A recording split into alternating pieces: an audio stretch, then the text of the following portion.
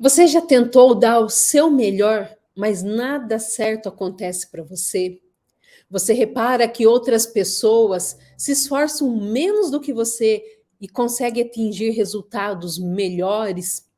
Você já sentiu também que, apesar de tentar fazer tudo certo, no final das contas, acaba não dando certo? Ou até mesmo sentiu que você não merece comprar nada bom para você, mas para os outros você compra do melhor? Se você disse sim para algumas dessas perguntas, a resposta do que acontece isso com você, por que acontece isso com você, está neste vídeo. Então assista ele até o final, porque eu vou trazer aqui para você como que é feito toda a formação de crenças na nossa cabeça, no nosso subconsciente. E essas crenças, elas podem ser limitantes ou fortalecedoras, dependendo de como que você viveu a sua infância e sua adolescência. Mas antes de eu começar essa aula, eu quero desejar a você uma excelente quarta-feira. Pedir a você também que deixe o like neste vídeo, se inscreva no nosso canal caso ainda não seja inscrito e ative o sininho para que você possa receber as notificações de novos vídeos. Então, como que as crenças se formam na nossa cabeça, na nossa mente subconsciente? Primeiro, através de toda a experiência que nós tivemos na nossa infância e adolescência. Ou seja, através de tudo que você viu, ouviu, sentiu, até mesmo sentiu o cheiro, sentiu o toque. Tudo isso ajuda com que você forme essas memórias, essas imagens que ficam gravados no seu subconsciente com tudo que você ouviu e sentiu. E aí, depois que você formou essas imagens, depois que você viveu tudo isso, você atribui um significado para aquela situação, para aquela sua experiência. E esse significado tem um sentimento. E esse sentimento pode ser positivo ou negativo. E dependendo do seu sentimento, é aí que vai formar a crença limitante ou crença fortalecedora. Mas para esclarecer melhor tudo isso, eu vou dar alguns exemplos para vocês. Então, por exemplo, vou dar um exemplo da crença de identidade. A crença de identidade é aquela crença que fala sobre nós, sobre o nosso ser. Então, imagina que você, quando criança, queria compartilhar ideias, queria falar, queria ser visto, se sentir pertencente, mas toda vez que você se manifestava, algum adulto ou até mesmo alguma outra criança te cortava, não permitia que você falasse. E aos poucos, você vai sentindo que você não tem pertencimento com relação a essas pessoas, principalmente se eles forem seus pais. E aí, a partir desse momento, você vai atribuindo um significado a todas essas ações. Então, toda vez que você vai falar, você não consegue falar, você começa a atribuir um significado negativo, um significado que você não pode ser ouvido, um significado que a sua palavra não vale de nada, um significado que você não tem importância. E aí, esses significados geram sentimentos ruins e você cria uma crença limitante a partir disso. E o que acontece quando você cria essa crença limitante na sua infância? Acontece que quando você vem para a juventude, você vê uma pessoa muito tímida. Quando você vem para a sua vida adulta, em muitos momentos você não consegue se colocar, ou seja, colocar as suas ideias. Talvez você participe até de reuniões de trabalho onde você tem certeza da resposta que as pessoas precisam, mas você não consegue manifestar, não consegue falar, não consegue defendê-la. Por quê? Porque sua crença de identidade, o quanto você acredita em você mesmo, teve uma visão distorcida por causa das experiências que você teve na sua infância. Agora imagina que na sua infância você tivesse sido acolhido, toda vez que você falasse, as pessoas te escutassem, Toda vez que você quisesse dar uma ideia, as pessoas aplaudissem, as pessoas dissessem que você estava certo, ou que pelo menos você se sentisse pertencente a essa família, aos seus amigos, se sentisse uma pessoa escutada, uma pessoa ouvida. Aí você poderia atribuir um significado positivo, um significado que fizesse você acreditar mais em você, acreditar mais que você pode contribuir, que você pode falar, né? Um sentimento gerado seria outro, seria um sentimento positivo. E aí você cria uma crença fortalecedora. Isso faz com que você, na sua adolescência, tenha uma maior probabilidade de poder se manifestar muito mais do que quando criado uma crença limitante. Uma probabilidade de você se sentir seguro quando fala. Na sua vida adulta, quando você participar de uma reunião de trabalho e ver que você tem a resposta para essa reunião, você vai ter um prazer em compartilhar, porque a sua memória daquilo, ela é positiva. Porque, como eu já disse em outras aulas, não sei se você já assistiu às aulas desta semana, se você não assistiu, eu convido que você assista, porque quando o seu consciente vai entender a situação em que você está naquele contexto, diante de pessoas que precisam de uma opinião e ela vai buscar essa informação lá no subconsciente, está registrado um sentimento bom. Está registrado que sim, pode falar que as pessoas te escutam, que você fala é importante e tem um significado positivo. Está entendendo essa crença de identidade? Esse é apenas um exemplo de como se forma uma crença limitante ou uma crença fortalecedora de identidade. Agora vamos passar para a crença de capacidade. A crença de capacidade é aquela crença do fazer. E aí, se na sua infância tudo que você fazia, alguém te corrigia, nunca estava bom, você sentia que por melhor que você desse o seu melhor, por mais que você fizesse, nunca ia atingir a expectativa. Tá se imaginando nisso? Imagine para essa criança como que não é essa crença de capacidade. Ela vai crescer achando que nada do que ela faz é bom. Ela vai atribuir um significado nessas lembranças de que ela não é capaz de fazer nada, pois nunca fica bom. E por melhor que ela tente, ela não acaba sendo elogiada. E aí onde você tem uma ação em que você é repreendido, que nunca está bom, que por mais que você tente, nunca chega na expectativa, você vai atribuindo um significado ruim para isso e trazendo um sentimento ruim. E isso faz com que você crie uma crença de capacidade de que você não é bom em nada do que você faz. E você pode passar muito tempo inseguro ao invés de desempenhar tudo aquilo que você faz. E por incrível que pareça, muitas pessoas que têm crença de capacidade baixa, elas fazem muito bem as coisas que fazem. Elas dão o seu melhor, mas elas não conseguem reconhecer, por mais que na vida adulta outras pessoas reconheçam que o que ela está fazendo é maravilhoso, ela não consegue reconhecer aquilo.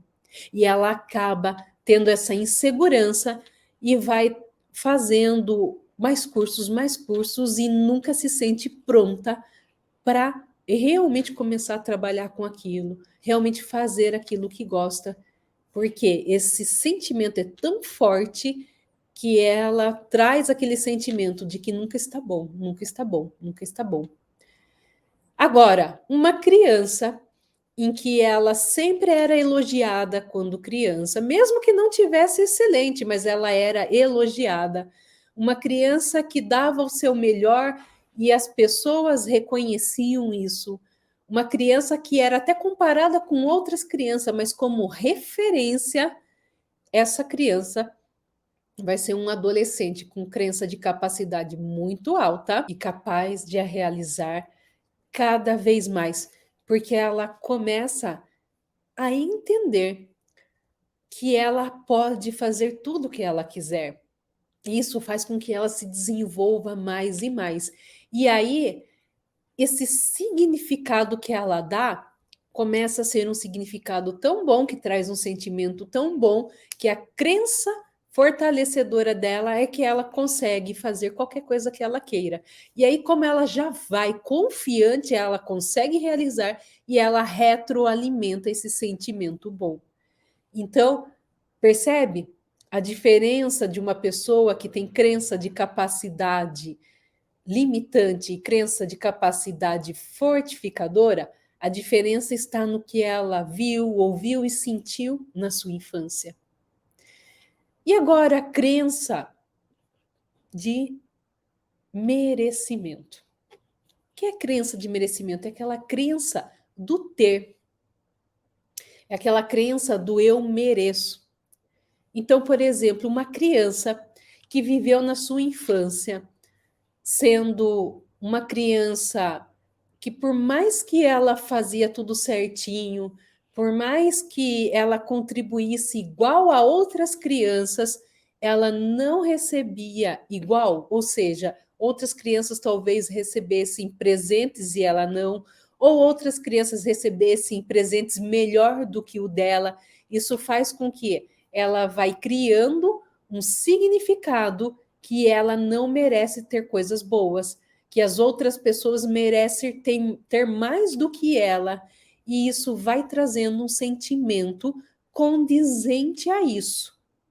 E aí, quando ela se pega numa fase adulta, ela começa a ver que, por mais que ela ganhe dinheiro, ela não consegue ter bens, ela não consegue dar para ela o melhor.